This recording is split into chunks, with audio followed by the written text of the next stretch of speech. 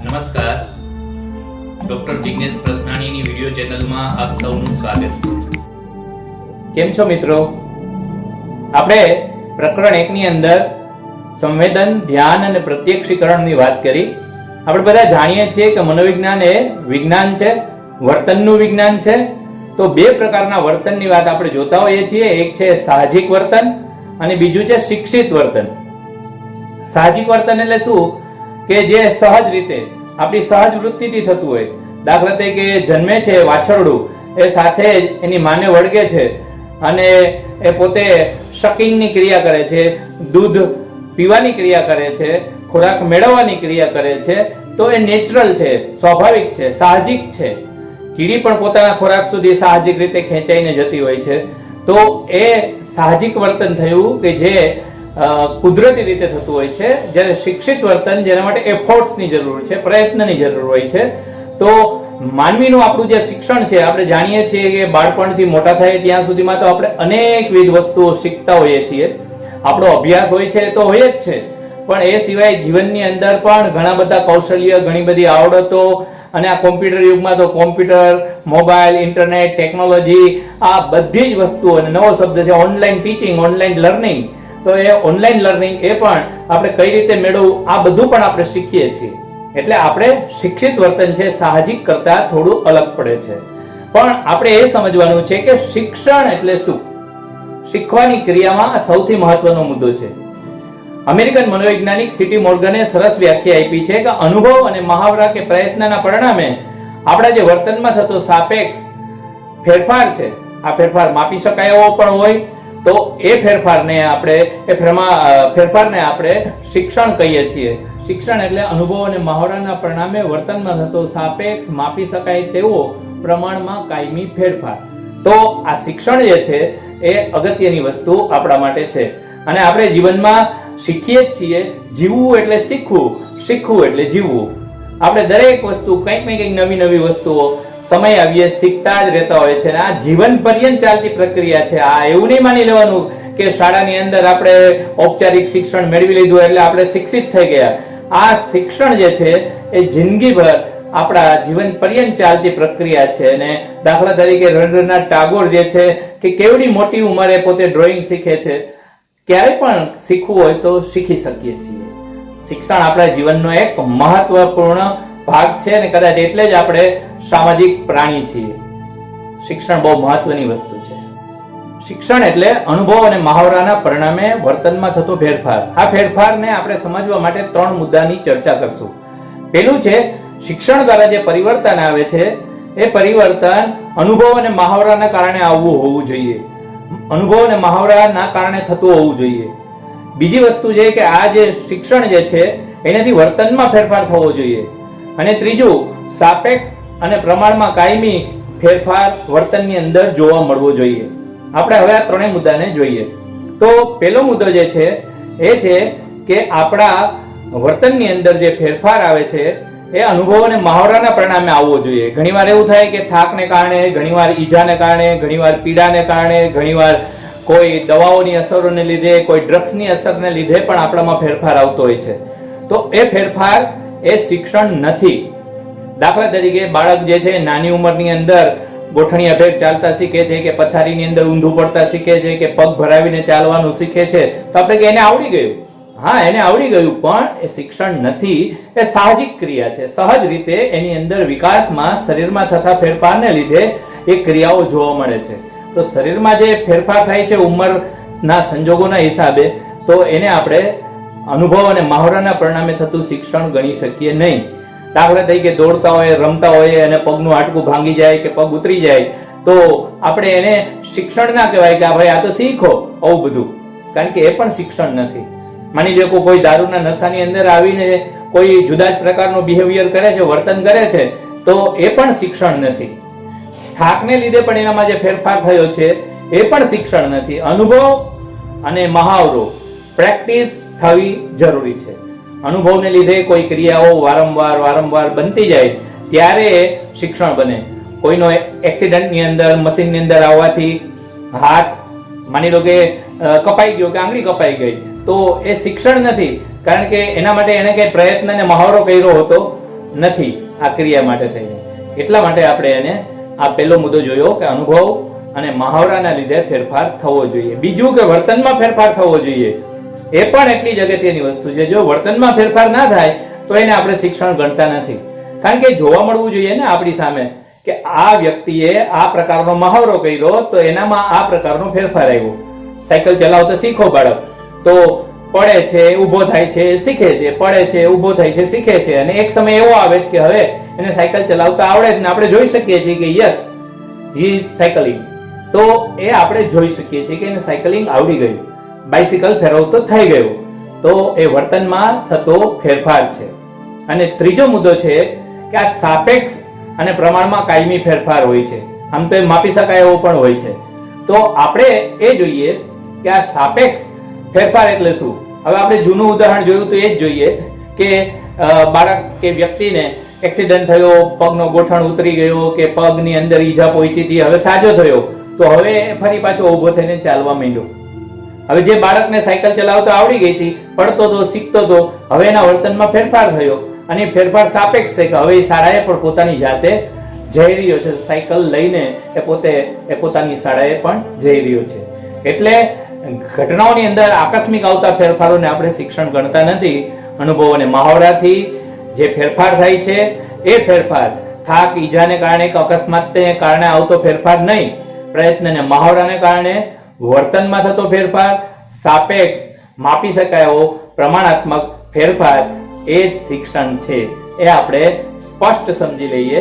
કારણ કે નહીતર આપણે દરેક વસ્તુને શિક્ષણ કહેશું તો દરેક વસ્તુને આપણે શિક્ષણ કહેતા નથી. મનોવિજ્ઞાનની પરિભાષા મુજબ આ 3 લક્ષણો જ્યારે પણ પરિપૂર્ણ થાય છે ત્યારે આપણે એને શિક્ષણ કહીએ છીએ. હવે આપણે એ જોઈશું કે આપણે કઈ રીતે શીખીએ છીએ. How do we learn? તો આપણે શીખવાની અનેક તરાહો છે, પણ મનોવિજ્ઞાનની અંદર આપણે અહીં 4 પ્રકારની તરાહોનો અભ્યાસ કરશું. જેની અંદર પહેલી તરાહ છે અનુકરણ દ્વારા શિક્ષણ, અથવા તો સામાજિક અથવા તો મોડેલિંગનું શિક્ષણ. તો ઇમિટેશન પણ કહી શકીએ આપણે. આપણું ઘણું બધું શિક્ષણ એ લર્નિંગ બાય ઇમિટેશન હોય છે, અનુકરણ દ્વારા શીખીએ છીએ. આજકાલ આપણે જોઈ શકીએ છીએ કે નાના બાળકોની અંદર એ મોબાઈલનો ક્રેઝ જોવા મળશે. કારણ કે મોટા વ્યક્તિઓને વાત કરતા જોઈએ તો એ પણ મોબાઈલ લઈને આમ ફરતું હોય છે, અથવા તો પ્લાસ્ટિકનો રમકડાનો મોબાઈલ હોય, સાચો મોબાઈલ હોય, તો એને આ રીતે વાત કરતું જોવા મળશે. તો એ અનુકરણ આપને જોઈને શીખે છે. એને બીજી કઈ ખબર નથી, પણ અનુકરણથી શીખી રહ્યું છે. આ રીતના નાની બાળકીઓ જે છે હિરોઈનને જોઈ અને એ પ્રકારના ફેશનેબલ કપડા પહેરવાની પણ ટ્રાય કરશે, અથવા તો આજકાલ સેલ્ફી લેવાનો મોહ છે તો સેલ્ફી માટે અલગ અલગ પ્રકારના મોઢાના જેસ્ચર કરવામાં આવે છે. તો એ નાની બાળકીને કઈ ખબર નથી, પણ એ પણ આમ મોબાઈલ લઈ અને સેલ્ફી લેતી જોવા મળશે.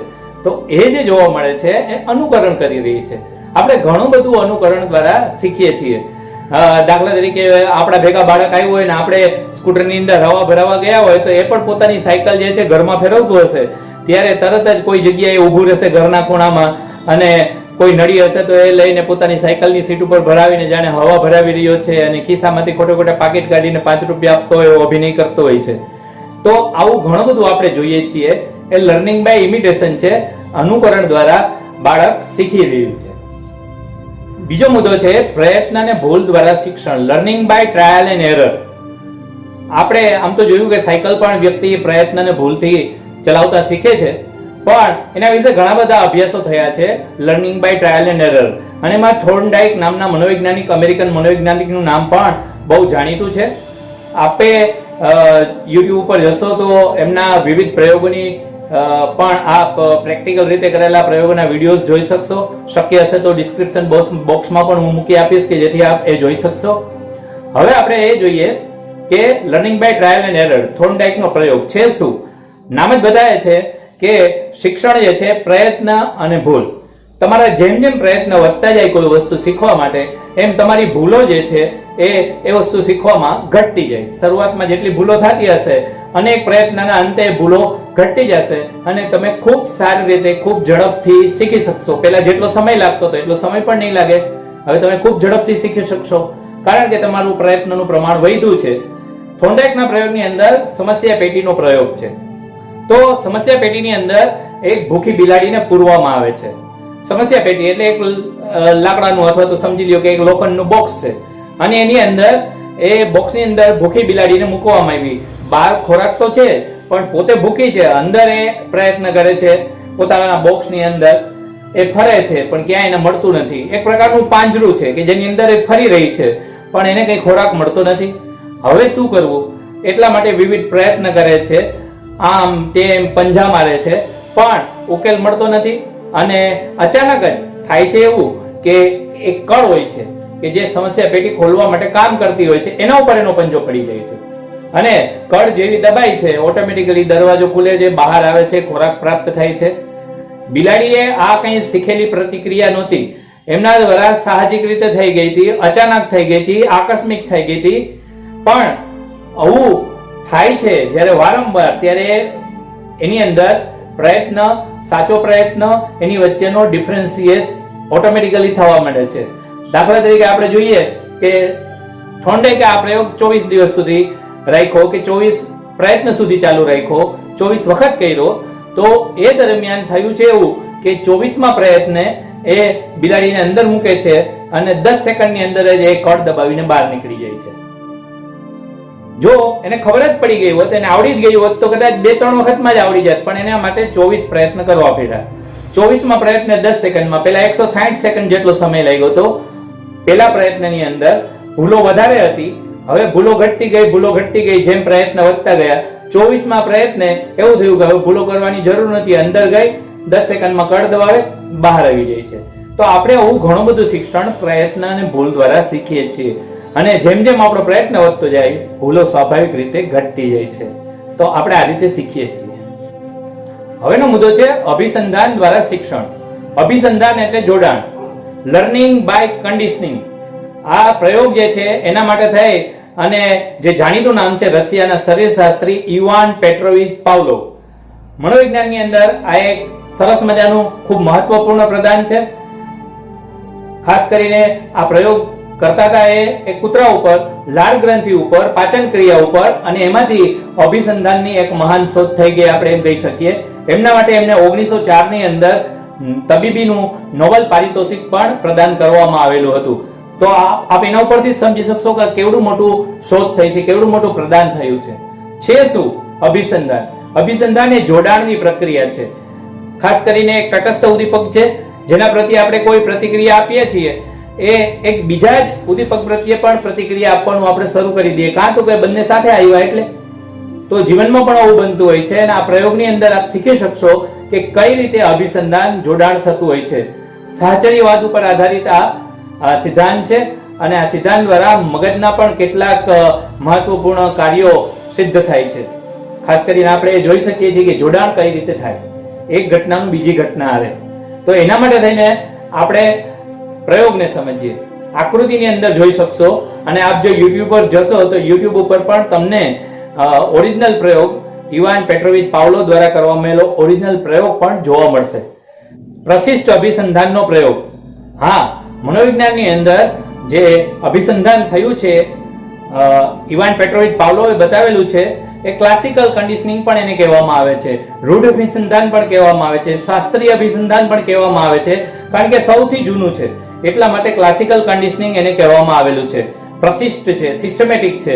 તો એની અંદર આપણે જોઈ શકીએ છીએ આકૃતિની અંદર કે કૂતરો છે એ ભૂખ્યો છે, એના ગળાની અંદર છેદ પાડેલું હતું સૌપ્રથમ, કે જેથી કરીને એની સાથે એક લાળ ગ્રંથિ જે છે એમાંથી લાળ ઝરતી હોય તો એ એક જગ્યાએ ભેગી થાય અને માપી શકાય એવી વ્યવસ્થા પણ કરવામાં આવેલી હતી.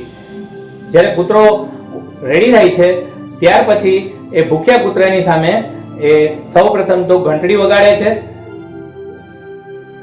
ભૂખ્યા કૂતરાની સામે સૌપ્રથમ તો ખોરાક આપવામાં આવે છે. ખોરાક જે છે એને જોઈને લાળ ઝરે છે. યંત્રની અંદર આપણે માપી શકીએ છીએ કે લાળ ઝરે છે. હવે એની સામે ઘંટડી વગાડવામાં આવે છે તો લાળ ઝરતી નથી, સ્વાભાવિક છે. હવે વારંવાર ઘંટડી અને ખોરાક સાથે રજૂ કરવામાં આવ્યા તો એક સમય એવો આવ્યો કે ફક્ત ઘંટડી વગાડી અને લાળ ઝરે છે. અને આવું રિપીટ કરવાથી થોડા સમય પછી એ લાળનું પ્રમાણ પણ વધે છે. તો આ રીતે જે ઘંટડી હતી એના પ્રત્યે કૂતરાની લાળ ઝરવાની પ્રતિક્રિયા થતી નહોતી, એક પ્રતિક્રિયા શરૂ થઈ. તો એક ઉદ્દીપકની હાજરીમાં બીજા ઉદ્દીપકનો અનુભવ આપી રહ્યા હતા. મગજની અંદર એક ક્રિયા થઈ રહી હતી કે ઘંટડી વાગેલી છે એટલે એની સાથે ખોરાક આવશે અને સ્વાભાવિક રીતે લાળ ઝરી જતી હતી. તો આ રીતે અભિસંધાનની અંદર જોડાણ થતું હોય છે. એ મનોવિજ્ઞાનની અંદર એક મહત્વપૂર્ણ સિદ્ધાંત છે કે જે જીવનની અંદર પણ આપણે લાગુ પાડીએ છીએ અને એના આધારે ઘણી બધી થિયરીઝ જેના આધારે ડેવલપ પણ થયેલી છે. હવે આપણે એ જોઈશું કે એની અંદર કેટલાક નિયમો કામ કરે છે, કેટલાક સિદ્ધાંતો, પેટા સિદ્ધાંતો, મુદ્દાઓ કામ કરે છે કે જે પણ આપણે સમજવા જરૂરી છે. તો આપણે હવે મુદ્દાઓને જોઈએ. પ્રશિષ્ટ અભિસંધાનના મૂળભૂત ખ્યાલો હવે આપણે જોઈએ. પેલું છે અનઅભિસંધિત ઉદ્દીપક, અનકન્ડિશન્ડ સ્ટિમ્યુલસ UCS. જે કુદરતી સ્વાભાવિક પ્રતિક્રિયા માટે જવાબદાર હોય તેને અનઅભિસંધિત ઉદ્દીપક UCS કહેવાય છે. પાવલોવના પ્રયોગમાં કૂતરાની સામે ખોરાક રજૂ કરવાની સાથે કૂતરાના મોંમાં સ્વાભાવિક રીતે લાળ ઝરે છે. આમ અનઅભિસંધિત પ્રતિક્રિયા ઉત્પન્ન કરવા માટે જવાબદાર ઉદ્દીપકને અનઅભિસંધિત ઉદ્દીપક UCS કહેવામાં આવે છે. બીજું છે અનઅભિસંધિત પ્રતિક્રિયા, અનકન્ડિશન્ડ રિસ્પોન્સ UCR. કોઈ પણ પ્રકારના જોડાણ, શિક્ષણ, અભિસંધાન થયા પહેલાં જે પ્રતિક્રિયા જોવા મળે, જે પ્રતિક્રિયા શીખાયેલી નથી હોતી, આ પ્રકારની પ્રતિક્રિયા એ કોઈ પણ પ્રકારના જોડાણ કે શિક્ષણ વગર થતી હોય એને પ્રતિક્ષિપ્ત પ્રતિક્રિયાને અનઅભિસંધિત પ્રતિક્રિયા કહેવામાં આવે છે. સ્વાભાવિક ઉદ્દીપકથી ઉત્પન્ન થતી સ્વાભાવિક પ્રતિક્રિયા એટલે અનઅભિસંધિત પ્રતિક્રિયા. પાવલોવના પ્રયોગમાં કૂતરાની સામે ખોરાક રજૂ કરવાની સાથે કૂતરાના મોંમાં લાળ ઝરવાની સ્વાભાવિક પ્રતિક્રિયા જોવા મળે છે, જે અનઅભિસંધિત છે, UCR કહેવામાં આવે છે. R એટલે રિસ્પોન્સ અને S એટલે સ્ટિમ્યુલસ. ત્રીજું છે અનઅભિસંધિત જોયું. ત્રીજું છે અભિસંધિત ઉદ્દીપક, કન્ડિશન સ્ટિમ્યુલસ. હવે જોડાણ થઈ ગયું એટલા માટે અભિસંધિત શબ્દ વાપરવામાં આવ્યો છે, કન્ડિશન સ્ટિમ્યુલસ CS. અનઅભિસંધિત ઉદ્દીપક સાથે વારંવાર જેને રજૂ કરવાથી અનઅભિસંધિત પ્રતિક્રિયા ઉત્પન્ન કરાવી શકે એને એ ઉદ્દીપકને અભિસંધિત ઉદ્દીપક કહેવાય છે. પાવલોવના કૂતરાની અંદર આપણે પાવલોવના પ્રયોગમાં કૂતરાની સામે રજૂ થતા પહેલાં વારંવાર ઘંટડીનો અવાજ રજૂ કરવાથી, ફક્ત ઘંટડીનો અવાજ સાંભળવાથી કૂતરાના મોંમાં લાળ ઝરે છે, લાળ ઝરવાની પ્રતિક્રિયા થાય છે. તો આ લાળ ઝરવાની પ્રતિક્રિયા ખોરાકની રજૂઆત પછી જોવા મળતી હતી, જે હવે ઘંટડીના અવાજ સાંભળતાની સાથે જ ખોરાક મળશે એવી અપેક્ષાએ લાળ ઝરતી હતી. તો આ બતાવે છે કે આ પ્રતિક્રિયા શીખેલી છે. તો એના માટે જે જવાબદાર પરિબળ છે એ ઘંટડીનો અવાજ છે, જેને આપણે અભિસંધિત ઉદ્દીપક કહીશું. આ ઉપરાંત અભિસંધિત પ્રતિક્રિયા, કન્ડિશન્ડ રિસ્પોન્સ CR. જે પ્રતિક્રિયાનું જોડાણ પહેલાં જે તે ઉદ્દીપક સાથે નહોતું પણ શિક્ષણ કે મહાવરા પછી ઉદ્દીપક રજૂ કરવાની સાથે પ્રતિક્રિયા જન્મી ગઈ, તો એ પ્રતિક્રિયા એ ઉદ્દીપકને લીધે જન્મી છે, એટલા માટે એને CR, કન્ડિશન રિસ્પોન્સ, અભિસંધિત પ્રતિક્રિયા કહેવામાં આવે છે, લાળ ઝરવાની પ્રતિક્રિયા. અને ચાર્ટની અંદર તમે આ બહુ સારી રીતે જોઈ શકો છો કે ખોરાક, લાળ સ્ત્રાવ, અભિસંધાન પહેલાં, હવે અભિસંધાન દરમિયાન ઘંટડીનો અવાજ વત્તા ખોરાક અને લાળ સ્ત્રાવ, અને અભિસંધાન પછી ઘંટડીના અવાજથી થતો લાળ સ્ત્રાવ. આમ અભિસંધાન સ્થપાઈ જતું હોય છે. આ ઉપરાંત મહત્ત્વના ખ્યાલોની અંદર છે પ્રબલન. પ્રબલન એ પણ મનોવિજ્ઞાનમાં મહત્ત્વનો શબ્દ છે.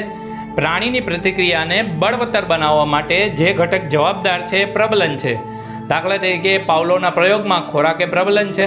પ્રબલન મળતું તો ખોરાક એટલા માટે એ પ્રતિક્રિયા આપવા માટે પ્રેરાતો હતો. બાળક પણ જ્યારે શીખતું હોય છે ત્યારે એને પ્રબલન આપવામાં આવે સારા શબ્દોથી કે કોઈ વસ્તુથી કે ચોકલેટથી, ત્યારે બાળકની શીખવાની ક્રિયાને ઝડપી બનાવવામાં આવતી હોય છે, એમાં મદદ મળતી હોય છે. વિલોપન. પ્રાણીની અંદર એકવાર અભિસંધાન સ્થપાઈ જાય એટલે કાયમ રહે એવું નથી, કારણ કે સતત અભિસંધિત ઉદ્દીપક ઘંટડીના અવાજ સાથે જો ખોરાક એટલે કે અનઅભિસંધિત ઉદ્દીપક ન આપવામાં આવે, થોડા સમય પછી બંધ કરી દેવામાં આવે, તો પ્રબલકની ગેરહાજરીમાં ક્રમશઃ અભિસંધાન લુપ્ત થતું જોવા મળે છે, જતું રહે છે, જેને વિલોપન કહેવામાં આવે છે. આ જ રીતના ઉદ્દીપકનું સામાન્યીકરણ એ પણ એક મહત્ત્વનો મુદ્દો છે. સામાન્યીકરણ એટલે જનરલાઇઝેશન. ખાસ કરીને આપણે જોઈએ છીએ કે દૂધનો દહેજો છાશ ફૂંકીને પીવે તો એ સામાન્યીકરણ થયું કહેવાય. ઉદ્દીપકનું સામાન્યીકરણ આ પ્રયોગમાં પણ જોવા મળે છે કે જે ઘંટડીનો અવાજ છે એના પ્રત્યે જ બાળક લાળ જેના ઉદ્દીપકનું સામાન્યીકરણ એ સામાન્ય જીવનમાં જોવા મળે છે. દૂધનો દાયજો છાશ ફૂંકીને પીવે, તો એ જ રીતે આ પ્રયોગની અંદર કૂતરાની અંદર પણ સામાન્યીકરણ થાય છે. કઈ રીતે? તો કે એ ઘંટડીના અવાજ પ્રત્યે તો લાડ ઝરતું હતું જ, પણ હવે ઘંટડીના અવાજની સાથે સિમિલિયર મળતો આવતો અવાજ છે એ જો વગાડવામાં આવે તો એના પ્રત્યે લાડ ઝરે છે. ખાસ કરીને જો ઇલેક્ટ્રોનિક બઝરનો અવાજ ઉત્પન્ન થાય તો બઝરના અવાજ સાથે પણ એનું પ્રતિક્રિયા આવે તો આપણે કહી શકીએ કે બઝરના અવાજ પ્રત્યે પણ એણે લાડ ઝરવાની પ્રતિક્રિયા કરી. એનું કારણ સામાન્યીકરણ છે. હા, સાવ જુદો અવાજ હોય તો એ સામાન્યીકરણ થતું નથી. એટલા માટે એક મહત્ત્વનો મુદ્દો છે ઉદ્દીપકનું ભેદબોધન. એવું નથી કે દરેક અવાજ પ્રત્યે એ પ્રતિક્રિયા આપશે. ભેદબોધન થાય છે. કેટલીક વસ્તુઓ પ્રત્યેનો જે ડિફરન્સ છે એ કૂતરો ઓળખે છે. ઉદ્દીપકનું ભેદબોધન એટલે બે ઉદ્દીપક વચ્ચેના તફાવતને પારખવો. કૂતરામાં ઘંટડીની સાથે જે પ્રતિક્રિયા આવે છે એ બઝર સાથે પણ જોવા મળે છે. આગળ જતાં આપણે પ્રયોગની અંદર જોયું કે બઝરના અવાજ પછી ખોરાક ન આપવામાં આવે તો બઝરના અવાજ અને ઘંટડીના અવાજ બે વચ્ચે ફરક કૂતરો સમજી જશે, ભેદ પારખતા શીખી જશે. ઘંટડી વાગે તો લાડ જશે, બઝર વાગે અને ખોરાક નથી આપતા તો બઝર પ્રત્યે લાડ જરતી નથી. આમ ભેદબોધન થઈ ગયું. એ સ્વાભાવિક રીતે ઓળખતો થઈ ગયો કે જ્યારે પણ ઘંટડી વાગે છે ત્યારે ખોરાક મળે છે, પ્રતિક્રિયા આપે છે. બઝર વાગે છે, ખોરાક મળતો નથી, પ્રતિક્રિયા આપતું બંધ થાય છે. બંને વચ્ચેનો ડિફરન્સ ભેદબોધન દ્વારા શક્ય બને છે. પાવલોના પ્રયોગની અંદર આપણે જોયું કે કૂતરો જે છે એ અભિસંધાન દ્વારા શીખે છે. તો આવો જ એક બીજો સરસ મજાનો પ્રયોગ જે છે એ છે સ્કિનર દ્વારા આપવામાં આવેલો પ્રયોગ, જેને ઓપરેન્ટ કન્ડિશનનો પ્રયોગ કહેવામાં આવે છે. કારક અથવા તો ક્રિયાત્મક શિક્ષણનો પ્રયોગ કહેવામાં આવે છે. આ શિક્ષણ જગતની અંદર ખૂબ મહત્વનો પ્રયોગ બની રહ્યો છે, કારણ કે બીએફ સ્કિનર દ્વારા જે પ્રયોગ કરવામાં આવ્યો છે એ પ્રયોગ ખૂબ મહત્વનો છે. અને એના દ્વારા આગળ ઉપર લર્નિંગ મશીન, ટીચિંગ મશીન્સ બનાવવામાં આવ્યા અને ઘણું બધું શિક્ષણની અંદર અને આ ઉપરાંત બિહેવિયર થેરાપી કે જે પણ આ સિદ્ધાંત ઉપર આધારિત છે, જે માનસિક રોગોના ઉપચારમાં ઉપયોગમાં આવે છે, એ પણ બીએફ સ્કિનરના આ સિદ્ધાંત એની પાછળ જવાબદાર છે એમ આપણે કહી શકીએ. મહત્વનો છે. આપણે જોઈએ કે છે શું ઓપરેન્ટ કન્ડિશન. આને કારક શિક્ષણ અથવા તો ક્રિયાત્મક અથવા તો આર ટાઈપ કહેવામાં આવે છે. ઉદ્દીપક લક્ષી હતો પહેલો જેને એસ ટાઈપ કહેવામાં આવ્યો પાવલોવનો પ્રયોગ. આ આર ટાઈપ છે. અહીંયા રિસ્પોન્સ પ્રતિક્રિયા મહત્વની છે. એવું નથી કે દરેક પ્રતિક્રિયાને પ્રબલન આપી દેવામાં આવે. સાચી પ્રતિક્રિયા કરવામાં આવે તો જ પ્રબલન આપવામાં આવે છે. આ મહત્વની વિશેષતા છે. અને શિક્ષણમાં પણ એ જ મહત્વનું છે. બાળક સાચું લેસન કરે અને તમે એને પ્રબલન આપો તો સાચું લેસન કરવાનું એને મન થશે. બરાબર? દરેક જગ્યાએ ખોટું લખે અને તમે એને સ્ટાર આપી દેશો તો એ નહીં એના માટે યોગ્ય ગણાય. તો ખોટી ક્રિયાઓ દ્રઢ થશે. સાચી ક્રિયાને દ્રઢ કરવી હોય તો સાચી પ્રતિક્રિયા કરવામાં આવે ત્યારે જ પ્રબલન આપવું જોઈએ. તો આ જે છે એ મહત્વનો સિદ્ધાંત છે કે આ સિદ્ધાંતની અંદર સ્કિનરે આ મહત્વની વાતો કરી છે. બીએફ સ્કિનર અમેરિકન મનોવૈજ્ઞાનિક, અને એમના દ્વારા અપાયેલો આ સિદ્ધાંત જે છે એ ખૂબ જ મહત્વનો છે. આપણે જોઈએ કે થયું છે શું. એમણે તો ઘણા બધા વેરિએશન્સ વાળા પ્રયોગો કરેલા છે. એમણે તો કબૂતરની અંદર ઘણા બધા, ઉંદરની અંદર ઘણા બધા પ્રયોગો કરેલા છે અને તમે જોઈ શકશો કે ઘણું બધું એમણે એને શીખવાડેલું છે. તમે જો યુટ્યુબ ઉપર જોશો તો તમને એના ઘણા બધા વિડીયોઝ પણ જોવા મળશે. ખાસ કરીને આપણે જે પ્રયોગ છે એની અંદર આપણે જોઈએ કે થયું છે શું. આ પ્રયોગની અંદર એક ઉંદર હતો અને એને પણ સમસ્યા પેટીની અંદર મૂકવામાં આવેલું. સમસ્યા પેટી એ વિશિષ્ટ હતી. વિશિષ્ટ એટલા માટે કે એની અંદર એવી રચના કરવામાં આવેલી હતી કે કળ હતી, એક હાથો હતો કે જો દબાવવામાં આવે તો એક પાત્ર હતું જેના ઉપર અન્નગુટિકા પ્રાપ્ત થાય. દાખલા તરીકે ચાક દબાવીએ, એમાંથી અન્નગુટિકા પડે અને પ્રાપ્ત થાય. પણ ક્યારે? જ્યારે હાથો દબાવવાનું સાચું વર્તન કરવામાં આવે, સાચી પ્રતિક્રિયા કરવામાં આવે તો અને તો જ. તો ભૂખ્યો ઉંદર તો પાંજરાની અંદર, પેટીની અંદર થપાટ મારે છે, પંજા મારે છે, દોડે છે, બધા પ્રયત્ન કરી લે છે, પણ કઈ મેળ પડતો નથી. અને પછી અચાનક જ એ એક હાથો દબાવી દે છે અને અન્નગુટિકા જે છે એ પાત્રની અંદર પડે છે અને ખોરાક આરોગી લે છે. હજી એને ખબર નથી કે આ થયું છે શું. હવે પેલી પ્રતિક્રિયા જે 15 મિનિટ પછી જોવા મળી, બીજી પ્રતિક્રિયા 35 મિનિટે જોવા મળી, ત્રીજી પ્રતિક્રિયા 47 મિનિટે જોવા મળી, ચોથી પ્રતિક્રિયા 71 મિનિટે જોવા મળી, અને પછી થાય છે એવું કે પ્રતિક્રિયા જે છે એ સાચી પ્રતિક્રિયાની એક નવો દોર શરૂ થઈ જાય છે અને ઉંદર શીખી જાય છે, હાથો દબાવે છે, અન્નગુટિકા પ્રાપ્ત કરે છે, અને આ રીતે એની અંદર શિક્ષણ એસ્ટાબ્લિશ થઈ જાય છે. અને એનું કારણ હતું કે એને પ્રબલન આપવામાં આવતું હતું, અને પ્રબલન એને સાચી પ્રતિક્રિયાના અંતે આપવામાં આવતું હતું. પરંતુ હાથો દબાવવાનો જરૂરી હતો, એટલા માટે ક્રિયાત્મક અભિસંધાન પણ એને કહેવામાં આવે છે. કારક અભિસંધાન, આર ટાઈપ અભિસંધાન, અને આ પ્રયોગ દ્વારા એમણે અનેક વેરિએશન્સમાં ઘણા બધા પ્રયોગો કર્યા છે. આપ જોઈશો કે ખૂબ બધું શિક્ષણની અંદર આ પ્રયોગો દ્વારા પ્રદાન કરવામાં આવ્યું છે. હવે આ પ્રયોગ સાથે જોડાયેલા મૂળભૂત ખ્યાલોને આપણે સમજી લઈએ. પહેલો ખ્યાલ છે એ છે પ્રબલન. આપણે અગાઉના પ્રયોગની અંદર પણ આ ટર્મ્સ થી પરિચિત થઈ ગયા છીએ કે સાચી પ્રતિક્રિયાને દ્રઢ કરવા માટે જે આપવામાં આવે છે એનેથી પ્રતિક્રિયાનું દ્રઢીકરણ થાય છે, પ્રબલન છે. દાખલા તરીકે ખોરાક. આ પ્રયોગની અંદર અન્નગુટિકા પ્રાપ્ત થતી હતી. અન્નગુટિકા એ ખોરાક તરીકે કામ કરતી હતી, ખોરાક એ પ્રબલન તરીકે કામ કરતી હતી, અન્નગુટિકા એ પ્રબલન તરીકે કામ કરતી હતી, એ આપણે જોયું. તો બે પ્રકારના પ્રબલન હોય છે, એક વિધાયક પ્રબલન, એક નિષેધક પ્રબલન. વિધાયક પ્રબલન જ્યારે આપવામાં આવે છે ત્યારે સાચી પ્રતિક્રિયાનો દર વધે છે, ઝડપ થાય છે.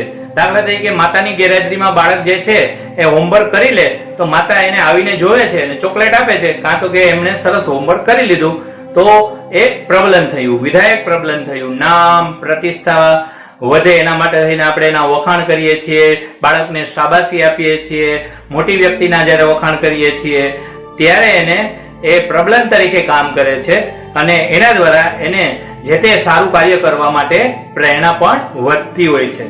એમ નિષેધક પ્રબલન. નિષેધક પ્રબલન એ શિક્ષા છે એવું સામાન્ય રીતે લાગે, પણ નિષેધક પ્રબલન એટલે કે શિક્ષાની તરફેણમાં બહુ મનોવૈજ્ઞાનિકો નથી.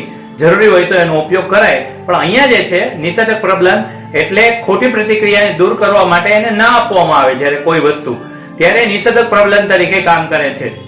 સ્કિનર પેટીની અંદર શોકથી બચવા માટે થઈને, ઇલેક્ટ્રિક શોકના ભારથી બચવા માટે, એનીથી રાહત મેળવવા માટે જ્યારે ઉંદર જે છે એ હાથો દબાવે છે અને એને રિલેક્સેશન ફીલ થાય છે, તો એ કદાચ એ પોતાની આ પ્રતિક્રિયાને વારંવાર કરવાનું પસંદ કરશે. જ્યારે પણ ઉંદર હાથો દબાવે છે અને ઇલેક્ટ્રિક શોકથી એને રાહત મળે છે તો હાથો દબાવી અને ઇલેક્ટ્રિક શોકથી બચશે, કારણ કે આજુબાજુ કરંટ પસરાયેલો હોય છે. હાથો દબાવવાથી જાણે કરંટ સ્ટોપ થઈ જાય છે, રિલેક્સેશનનો ફીલ થાય છે. તો આ પણ આપણે જોઈ શકીએ છીએ. વિધાયક પ્રબલન, નિષેધક પ્રબલન. આ પ્રબલનના બે પ્રકારો થયા. હવેની ટર્મ્સ છે વિલોપન. વિલોપન એટલે જ્યારે પણ પ્રબલન આપીએ છીએ, હવે પ્રબલન આપવાનું બંધ કરી દીધું, ધીરે ધીરે પ્રબલન આપવાનું બંધ કર્યું તો સાચી પ્રતિક્રિયા આપવાનું પણ બંધ થઈ જાય છે.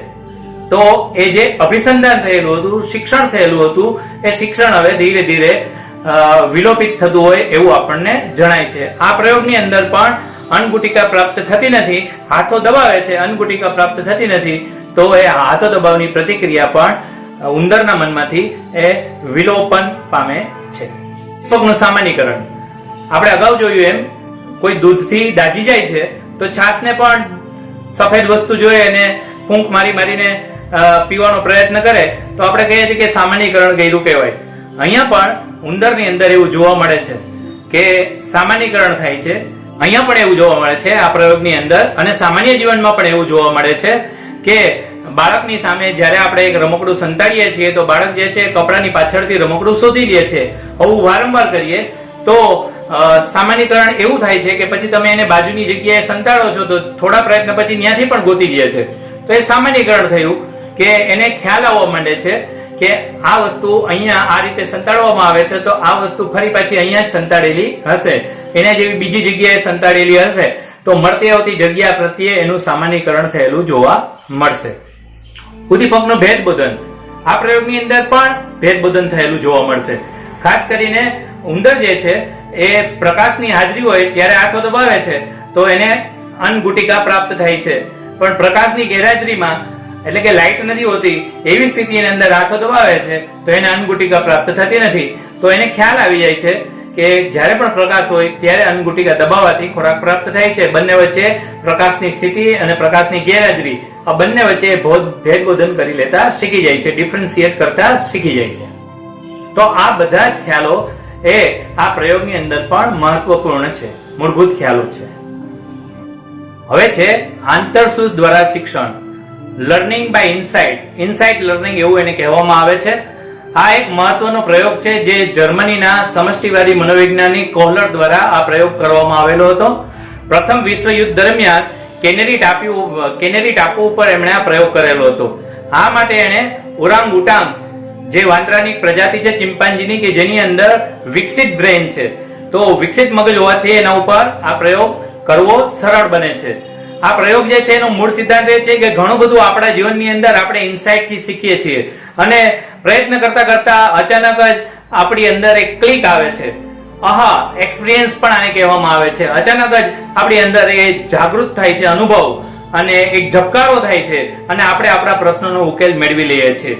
ઘણા બધા મનોવૈજ્ઞાનિકો, વૈજ્ઞાનિકો એ પણ આ રીતે પોતાના જીવનની અંદર આ સિદ્ધાંતનો ઉપયોગ કરતા હોય છે. આપણે પણ આપણા જીવનમાં સામાન્ય જીવનની અંદર પણ આ સિદ્ધાંતનો અચાનક ઉપયોગ કરતા હોય છે. ઘણું બધું આપણે ઇનસાઇટ દ્વારા આપણી અંદર પ્રાપ્ત થતું હોય છે. તો એના માટે થઈને ક્યાંક થોડા પ્રયત્નની પણ જરૂર હોય છે. તો આપણે આ જે પ્રયોગો જોઈશું એના દ્વારા શીખશું કે ઓરાંગઉટાંગ જેવી પ્રજાતિ એ કઈ રીતે એ પોતે એ શિક્ષણ મેળવે છે, ઇનસાઇટ્સ એની અંદર કઈ રીતે જાગે છે. સૌથી પ્રથમ આપણે જોઈએ કે જે પ્રયોગ છે અને આકૃતિની અંદર પણ આપણે જોઈ શકશું કે ઓરાંગઉટાંગ જે છે, ચિમ્પાન્જી જે છે એ સ્વાભાવિક રીતે એમને કેળા ખૂબ ભાવે. તો એક પાંજરાની અંદર છે અને પાંજરાની બહાર કેળા છે, ભૂખ્યો છે. પાંજરાની બહાર મેળવવા માટે હાથ લંબાવે છે, પોતાના એટલે કે પગ લંબાવે છે અને પગ લંબાવીને એને કેળાને ખેંચવા પ્રયત્ન કરે છે, પણ કેળા આગા છે એટલે એ મેળવી શકે એમ નથી. હવે થાય છે શું કે હવે એ પોતે આમ ફરે છે તેમ ફરે છે, ત્યાં એક લાકડી ઉપર નજર પડે છે જે એના ઓરડાની અંદર હોય છે, પાંજરાની અંદર હોય છે એમ પણ આપણે કહી શકીએ. અને લાકડીથી રમતા રમતા એને વિચાર ક્લિક થાય છે અને લાકડીથી એ કેળા અંબાવવા માટે પ્રયત્ન કરે છે, કેળા આવી જાય છે. તો આ રીતે એની અંદર એક લાકડી દ્વારા એ શીખે છે, પણ એની અંદર એક ક્લિક આવે છે કે લાકડી દ્વારા આ ઝબકારો થાય છે કે લાકડી દ્વારા કેળાને આંબી શકાશે. આવો જ પ્રયોગ વેરિએશન્સ ની અંદર કરવામાં આવ્યો, 2 લાકડી વાળો પ્રયોગ. આ પ્રયોગની અંદર શું કરવામાં આવ્યું તો આ પ્રયોગની અંદર એ કેળા આ જ રીતે હતા, બહાર હતા, ભૂખ્યો હતો, કેળા મેળવવા માટે પ્રયત્ન કરતો હતો અને પોતે કેળા જે છે જે લાકડી હતી એનાથી અંબાવવા પ્રયત્ન કરે છે, પણ લાકડીથી અંબાયતા નથી. હવે થાય છે એવું કે એ જોવે છે અચાનક જ રમતા રમતા ફરતા ફરતા કે એક લાકડી જે છે એ પાંજરાની બહાર પણ છે અને પોતે એ લાકડીને અંબાવવા માટે જે પોતાના રૂમની અંદર રહેલી કે પિંજરાની અંદર એ લાકડી હતી એનેથી એ લાકડીને અંબાવવા માટે પ્રયત્ન કરે છે અને એ લાકડી આવે છે એના હાથમાં, રાજી થઈ જાય છે, પણ બીજી લાકડી વડે પણ કેળા એમનેથી મેળવી શકતો નથી, પ્રાપ્ત થતા નથી. હવે બંને લાકડીથી રમે છે અને ઝબકારો થાય છે અને બંને લાકડી જોડાઈ જાય છે. એટલા માટે તેને ઝબકારો થાય છે કે હવે આ લાકડી મોટી થઈ ગઈ અને એના દ્વારા કેળાને આંબી શકાશે, કેળાને મેળવી શકાશે. તો આ એક ક્લિક છે, ઇનસાઇટ છે જેની અંદર જાગે છે. અને ત્રીજું વેરિએશન્સ પ્રયોગની અંદર એવું હતું કે 3 ખોખા હતા, એને ઓરડાની અંદર રાખવામાં આવેલા હતા. થોડું અઘરું હતું. તો એ પહેલા તો કેળા જે છે એને મેળવવાના હતા, પણ કેળાનું સ્થાન બદલી ગયું હતું. એ હતા રૂમની છત ઉપર અને રૂમની છત ઉપર મેળવવા માટે એને તો પોતાની સ્વાભાવિક રીતે ઉછળકૂદની પ્રકૃતિ મુજબ પ્રયત્ન કર્યો, પણ કેળા એટલા બધા ઊંચા હતા કે એનાથી આંબી શકાય એમ નહોતા. હવે અચાનક જ એને ખોખા ઉપર ધ્યાન પડે છે જે ઓરડામાં હતું અને એ ખોખાને લઈ અને એના ઉપર ચડીને પ્રયત્ન કરે છે. હજી પણ હાઈટ વધારે છે, આંબી શકાય એમ નથી. ફરી પાછો એ પોતાની પ્રવૃત્તિઓમાં મશગુલ થઈ જાય છે અને પછી બીજા ખોખા ઉપર ધ્યાન પડે છે, ત્રીજા ખોખા ઉપર ધ્યાન પડે છે અને એ બધાને ખેંચીને વચ્ચે લઈ આવે છે અને એના ઉપર ચડીને મેળવવા માટે પ્રયત્ન કરે છે. પણ ખોખા તો પડી જાય કારણ કે એને વ્યવસ્થિત ગોઠવવા પડે, પણ થોડી વારના થોડા પ્રયત્નના અંતે ધીરે ધીરે એ વ્યવસ્થિત રીતે ખોખાને ગોઠવી શકે છે અને પછી એના ઉપર ચડી અને કેળાની લૂમને આંબી લે છે. તો એની અંદર ક્લિક આવે છે, ઇનસાઇટ જાગે છે. આપણા જીવનની અંદર પણ આપણે ઘણું બધું આ રીતે શીખીએ છીએ. આહા એક્સપિરિયન્સ એને કહેવામાં આવે છે. ઓહ, મળી ગયું. આર્કિમિડીઝનો પણ આના માટે પ્રયોગ જાણીતો હતો. આર્કિમિડીઝને રાજાએ એક પ્રશ્નનો ઉકેલ લાવવાનું કહેલું હતું અને પ્રશ્નના ઉકેલ લાવવા માટે ખૂબ મથે છે અને એક દિવસ અચાનક જ એ નાતો હોય છે અને એને ઝબકારો થાય છે, કારણ કે એના મગજની અંદર સેવન થાય છે માહિતીઓનું. જે કંઈ એના વિશે અજાગૃત મનથી વિચારતો હતો અને એમાંથી એના મનની અંદર ક્લિક આવે છે અને પોતે સીધો આહા મને જડી ગયું, યુરેકા યુરેકા કહીને દોડી જાય છે અને દરબારની અંદર જઈ અને પોતે ડિસ્ક્રાઇબ કરે છે. તો એ ઇન્સાઇટ્સ આવે છે. તો ઇન્સાઇટ દ્વારા શીખવું એ પણ એક મહત્વપૂર્ણ છે અને ખાસ કરીને વિકસિત પ્રાણીઓની અંદર આપણે જોઈએ છીએ કે પ્રયત્ન અને ભૂલ કરતા એ ઇન્સાઇટ્સ દ્વારા વધુ શીખતા હોય છે. તો અહીંયા આપણે આજે શિક્ષણનો અર્થ જોયો અને શિક્ષણ સાથે જોડાયેલા વિવિધ તરેહો, વિવિધ પ્રયોગો જોયા કે જેના દ્વારા વ્યક્તિ એ શીખે છે, જેમાં અનુકરણ દ્વારા શીખે છે, અભિસંધાન દ્વારા શીખે છે, પ્રશિષ્ટ અભિસંધાન દ્વારા શિક્ષણ, સ્કિનરના પ્રયોગ દ્વારા કઈ રીતે શિક્ષણ મેળવે છે એ પણ આપણે જોયું. પ્રયત્ન અને ભૂલ દ્વારા શીખીએ છીએ એ પણ આપણે જોયું. આંતરસૂઝ દ્વારા શીખીએ છીએ એ પણ આપણે જોયું. આમ શિક્ષણ એ આપણા જીવનની મહત્વપૂર્ણ ઘટના છે અને આપણે સામાજિક બનાવવામાં, વધુ ને વધુ સારું જીવન જીવવામાં શિક્ષણનો ખૂબ મોટો રોલ છે. તમે મારી વાત શાંતિથી સાંભળી એના માટે હું આપ સૌનો ખૂબ જ આભારી છું. Thank you so much.